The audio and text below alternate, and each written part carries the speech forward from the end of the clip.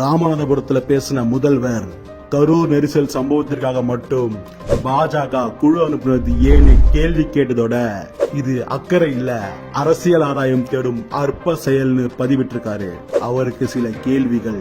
வேங்கை வயல்ல மனித மலம் கலந்த தண்ணிய குடிக்கிற நிலைமைக்கு சாதிய வன்மம் நடந்துச்சே, இப்ப வர நீங்க அங்க போகாம இருக்கிறதுக்கு காரணம் உங்க நாற்றம் எடுத்த அரசியல் இல்லாம வேற என்ன? விழுப்புரம் மற்றும் கள்ளக்குறிச்சி மாவட்டங்கள்ல திமுக காரனுங்க வித்த கள்ளச்சாராயத்தை குடிச்சு 66 பேர்கிட்ட இருந்து போனப்போ அது கள்ளச்சாராயம் இல்ல விஷச்சாராயம்னு டிஜிபி பேட்டி கொடுத்ததோட அந்த மக்களுக்கு ஆறுதல் சொல்ல கூட நீங்க போகாதது உங்க வெட்கங்கெட்ட அரசியலா? தென் மாவட்டங்கள் வெள்ளத்துல தத்தளிச்சப்போ கூட்டணி கணக்கு பேச டெல்லிக்கு போனது உங்க ஆதாய அரசியலுக்காக இல்லையா? கடலூர் வெள்ளத்துல மக்கள் தத்தளிச்சப்போ காணாம போனது யாரு? நீங்க கலந்துகிட்ட ஏர் ஷோ நிகழ்ச்சியில மக்கள் இறந்தப்போ என்ன பண்ணிட்டு இருந்தீங்க?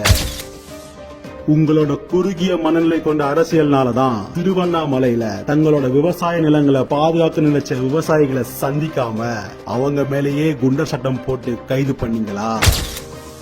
கோயம்புத்தூர் குண்டு வெடிப்ப குக்கர் வெடிப்புன்னு சாதாரணமா நீங்க கடந்து போனது உங்க பொறுப்பற்ற அரசியலா?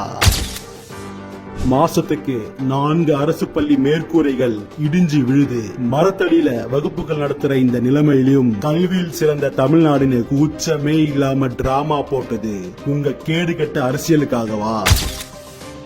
ஆட்சிக்கு வந்த 5 வருஷத்துல பொம்மை முதல்வர்னு பெயர் வாங்கிய உங்களுக்கு உங்க வரலாற்றை ஞாபகப்படுத்தணும்ல.